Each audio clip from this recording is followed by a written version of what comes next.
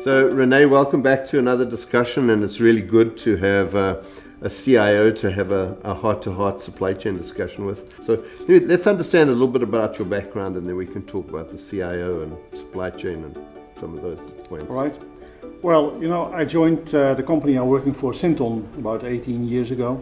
So during those 18 years I gained a lot of pharmaceutical knowledge, not only in supply chain, but also in the R&D area and also in the manufacturing area. So that, gives me a lot of, I think, overall knowledge about the overall process. And I think that for me is really interesting because it makes me, deep dive in all those different areas and talk with the business people about potential improvements from an IT perspective. So as I said to you, some of the best supply chain leaders that I know have been CIOs or have led parts of IT in the past. And I think it helps the business really understand what's possible and what's, just a pie in the sky. I mean, as a non-savvy supply chain leader, I can ask you for anything and expect you to deliver anything. So talk a little bit about a day in the life of René as you are CIO talking to supply chain people. What's different? What do you pay special attention to as you talk to supply chain people? Is what I need, which the way we do business, we are a business-to-business organization, and only a fraction we do business to consumer, but mainly we are a business-to-business, so it's all about supply and demand. So we have customers demanding products, and we need to supply them in the most efficient way. So that means that we need to have a reliable forecast. It all starts with a reliable forecast, and from that moment on we need to start to, let's say, buy the starting materials and get things manufactured, and eventually we need to produce the goods to the customer. So when we talk to supply chain people, they are always extremely busy because they are always under a lot of pressure. Managing some or other crisis. Yes, it's always crisis because they are always under pressure. Goods coming in late, pressure from our customers to have goods delivered. So they're always under extreme pressure. So the information they need to have to do their job in the perfect way, in the best way, is essential to them. So it is, for me, my responsibility to be able to deliver the information they require on a daily basis. But again, it's a combined effort between the people from the business and IT. We need to deliver the right systems, the right configured systems, and they need to have a reliable forecast again. That's also very important. So it's a mix of different groups of people working together to get things done in the most efficient way. That's interesting. And I imagine that sometimes supply chain would be a little testy because they expect IT to just click its heels and just go out and deliver, whereas you would have a solid ground to push back and say, but hold on a moment, that's not the right way to do this, and they would listen to you? I think a huge benefit for me is that I am not a supply chain guy, so I'm allowed to ask stupid questions. Right. So, when supply chain people come to me and they already have a proposal, they already have a solution in place. So they do not ask me for their help, they ask me to provide a solution because they already thought about the process and about the solution so much, they know exactly what they want. But still, it's the game you play. I start asking stupid questions.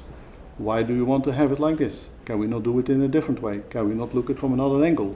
And that is interesting in that conversation, although to me it seems a bit like basic questions. Then often they get, let's say, triggered. It's okay, we actually never looked at it from that perspective. So that is really interesting for the conversation, is how we eventually going to build the solution which will help them in getting their job done. So that is, for me, the real interesting part. In my position, I would say I'm allowed to ask stupid questions, which at the end, it brings some benefit from all of us. One of the things that is good being in that role is there is a propensity sometimes from supply chain to go and build things yourself, right? We just keep it under the radar screen and we won't tell IT. But you're going to find out, right? Because you have so much of a better understanding about supply chain that you'll uncover some of these rogue projects. And, whilst supply chain may think at the time it's a great idea to do that, it becomes one of those wisdom teeth that no one ever wants to pull out because they built it and it's their little pet project. How do you deal with that? Do you have a lot of that, or have you sort of got the governance to a point where it doesn't happen that often? Let's say with the ease that people can just go online and purchase any solution they like. Right. They are out there. Everything is in the cloud. Say it just you use your credit card, you subscribe to any solution, and you start using it, whether we want it or not. People can do it. Right. That's how the world today works. To avoid that, and to some extent you would say, do you need to avoid it? I think you always need to give them some freedom to maneuver, because they're also quite intelligent people, do not forget. But I think it mainly comes down to one word, and that's trust.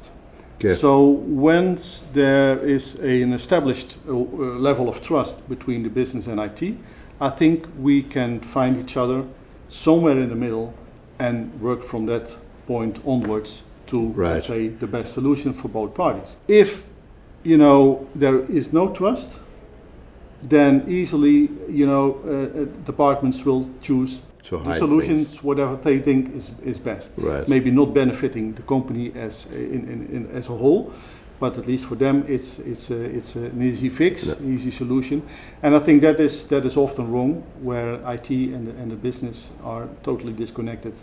But building trust is not easy. It requires a daily effort, because on the one hand you need to challenge them, but also you need to gain knowledge about how they operate.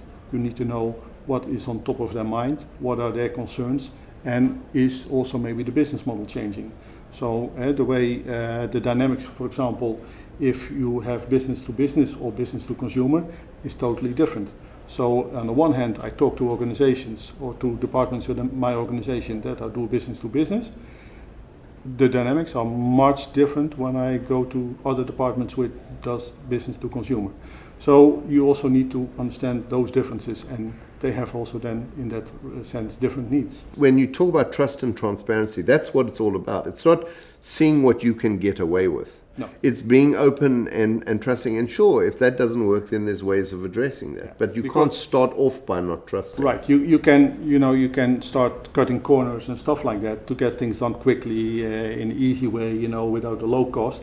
But eventually, you get confronted with the issue maybe a few years later. And that is, I think, if you are committed to work for the company for a long time, you're also committed to provide good solutions for the long term. Right.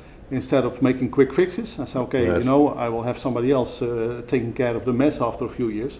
No, it is my mess, so I have to deal with it. So that means that I need to have the proper solution from the first moment onwards. I used to hate the expression of it's a throwaway solution. There's no such thing as the throwaway solution. Something you put in for 2 years and say, well, when we get to the end of the 2 years, we'll throw it away and we'll start with something else. Because then the business becomes so used to using it. It is so painful to get that thing out and throw it away. It's just, it's unpleasant. Before you know it, you will start using it for 5, 6, 7, 8 years. Right. And if you don't do it right from the start, you will face these problems for the coming 8 years. And that's one thing I have seen about the pharmaceutical industry, and that is, well, we're so different that we have to build our own solutions. And I sometimes wonder, do they think they're a software company, especially in the IT organization, or are they a supply chain and a pharmaceutical company? And I think that, that's where leadership has to be strong, and a strong leader like you can say, look, this is stupid to try and build this ourselves. There are solutions that we can get out in the market. Yeah, if you look at supply chain nowadays, people would say, well, supply chain is covered by our ERP system. But if you look at the ERP system, every ERP system you have available nowadays, and I think there are only a few big players. If you look at the amount of support they are getting towards the supply chain, is quite limited. Right. They only control maybe 20% of the whole chain. Right. So what happens then to the other 80%? Do we need no information about that, or do we not need to be in control? So I think there's a huge opportunity for software vendors like TraceLink to step in that unexplored area, where they can provide a lot of additional value for companies. Almost a better holistic solution, understanding the interdependencies. And I think that's another point I would make about the strength of having a CIO who really understands the business and supply chain operations, because you know what the independencies are. Yeah, if we want to get our deliveries, let's say, up to 95%, you could do different things. You could say, okay, I will increase my stock levels to the absolute maximum, so I will always be able to deliver my goods on time. But then the financial people will start complaining. Say, okay, hey, look, you know, my stocks go through the roof. So Right. from a financial perspective, that is not really healthy. So you need to find a balance. You know, you want to have this deliveries, you know, set to a high standard. On the other hand, you want to minimize, you know, your financial waste. So it means that you need to look at all the aspects and to say, okay, together with the supply chain people, you know, how can we optimize, and also with the salespeople, how can we optimize the whole chain to get the best, at least for our customers, and eventually also for ourselves. It is not like you said that if you tweak a little bit left, then automatically on the right side it will be done great. No, you have to manage it. It's a very difficult space with the amount of technology change that's going on. But it must be very frustrating for a supply chain leader not to have a CIO who doesn't understand the fundamentals of the business and treats this as technology. It's not technology. It's about enabling the business. Right. It's not about technology. Technology at the end helps us getting things done. But first is, you know, the business side, the process side, that has to be done correctly. And then eventually we will bring in some IT solutions that will provide, you know, whatever we want. That's how it should be.